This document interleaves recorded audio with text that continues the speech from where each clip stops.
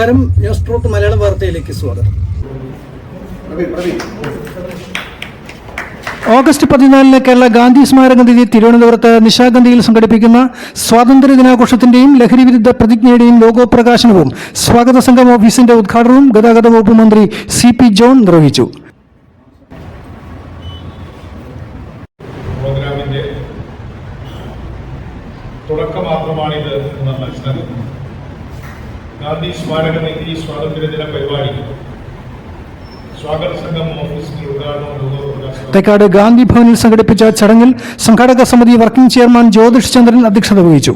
Gandhi Smaraka Nidhi joint secretary VK Mohan, Thiruvananthapuram press club president Sreekesh, secretary Praveen, ചലച്ചിത്ര സംവിധായകൻ GS Vijayan, architect Sudheer, സംഘാടക സമിതി സെക്രട്ടറി C ശിവൻകുട്ടി, ഭാരവാഹികളായ N ജയശേഖരൻ നായർ, രാജേശ്വരി നാഥ് തുടങ്ങിയവർ സംസാരിച്ചു.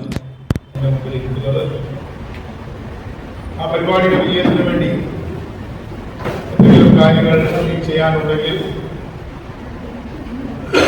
അതെല്ലാം നിർവഹിക്കുന്നതിന് എന്നാലാവുന്ന തരത്തിലുള്ള എല്ലാ പിന്തുണയും ഉണ്ടാകുമെന്ന് ഈ സന്ദർഭത്തിൽ ഞാൻ ഇവർക്ക് വാർത്ത നൽകുകയും തലസ്ഥാനത്തെ MLA എന്ന രീതിയിലും ഗതാഗത വകുപ്പിന്റെ ചുമതല വഹിക്കുന്ന മന്ത്രിസഭാംഗം എന്ന രീതിയിൽ ഇതിൽ നിന്ന് നിങ്ങളെല്ലാം പ്രതീക്ഷിക്കുന്നുണ്ടോ അതെല്ലാം ഭംഗിയായി നിർവഹിക്കാൻ ഞാൻ ശ്രമിക്കുമെന്ന് കൂടി ഈ സന്ദർഭത്തിൽ പറയാൻ ഞാൻ ആഗ്രഹിക്കുന്നു. ഈ സ്മാരകനിധി ഗാന്ധി സ്മാരകനിധി എനിക്ക് ഏറ്റവും അടുപ്പമുള്ള ഒരു സ്ഥാപനമാണ്. രാധാകൃഷ്ണൻ സാറിന്റെ സമയത്താണെങ്കിലും ഗോപി സാറിന്റെ കാലത്താണെങ്കിലും നിരന്തരമായി ഞാൻ വരുന്ന ഒരു ഹോളും നിരന്തരമായി വരുന്ന ഒരു സ്ഥാപനമാണ്. ഉമ്മൻചാണ്ടി ഗവൺമെന്റ് ഇരിക്കുന്ന കാലത്ത് റിനോവേഷന് വേണ്ടി ചെറിയ കാര്യങ്ങൾ ചെയ്യുന്നതിൽ രാധാകൃഷ്ണൻ സാറ് എന്നെയാണ് പലപ്പോഴും ബന്ധപ്പെടുത്തിയിട്ടുള്ളത്. എന്തായാലും ഞാൻ നീണ്ട ഒരു പ്രസംഗവും നടത്താൻ പോകുന്നില്ല. സ്വാതന്ത്ര്യദിനത്തിൻ്റെ അടുത്തേക്ക് നടത്തിക്കൊണ്ടിരിക്കുന്നു. ഇന്ത്യയുടെ സ്വാതന്ത്ര്യ ദിനം അല്ലെങ്കിൽ സ്വാതന്ത്ര്യം എന്ന് പറയുന്നത് ലോകത്തെ മൂന്നാം ലോക രാജ്യങ്ങളുടെ ആകെ സ്വാതന്ത്ര്യത്തിൻ്റെ ഏറ്റവും വലിയ പ്രേരകശക്തിയായി. ഇന്ത്യയുടെ സ്വാതന്ത്ര്യമാണ് ലോകത്തെ മൂന്നാം ലോക രാജ്യങ്ങളെ അവരുടെ സാമ്രാജ്യത്വ മുഖം വലിച്ചെറിയാൻ പ്രേരിപ്പിച്ചത് എന്ന് നമുക്കെല്ലാവർക്കും അറിയാം. അതിന് നേതൃത്വം കൊടുത്തത് മഹാത്മാഗാന്ധിയാണ്. മഹാത്മാഗാന്ധി ഇന്ത്യയിൽ മാത്രമല്ല ദക്ഷിണാഫ്രിക്കയിൽ രാഷ്ട്രപിതാവാണ്. മഹാത്മാഗാന്ധിയെ രാഷ്ട്രപിതാവായി അംഗീകരിച്ച 2 രാഷ്ട്രങ്ങളുണ്ട് എന്നത് ലോകത്തെ ഒരു പൗരനും ലഭിക്കാത്ത ഒരു അംഗീകാരമാണ് ഗാന്ധിജിക്ക് ലഭിച്ചത്.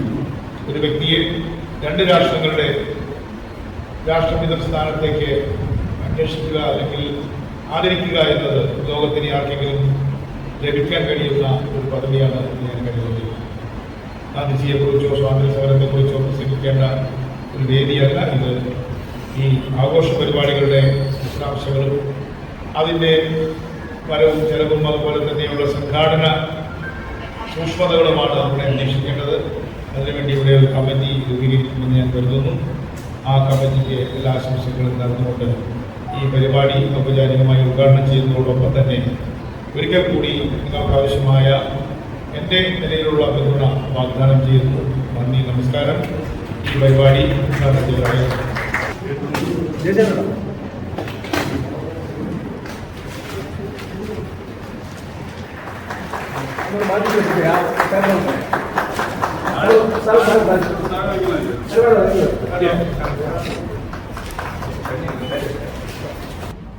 ഇന്നും ലോകത്ത് ജനാധിപത്യ വ്യവസ്ഥിതി കൃത്യമായി നിലനിൽക്കുന്ന വളരെ ശക്തിയോടുകൂടി നിലനിൽക്കുന്ന രാജ്യം ഇന്ത്യയല്ലാതെ മറ്റൊരു രാജ്യം.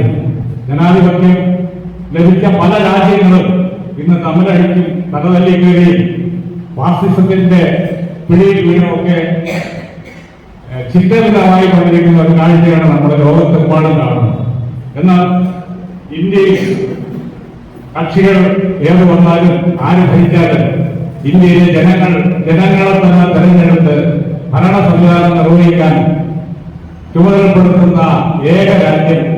ഇത്രയും വർഷം ജനാധിപത്യം വിജയകരമായി നടന്നത് ഇന്ത്യയിൽ മാത്രമാണ്.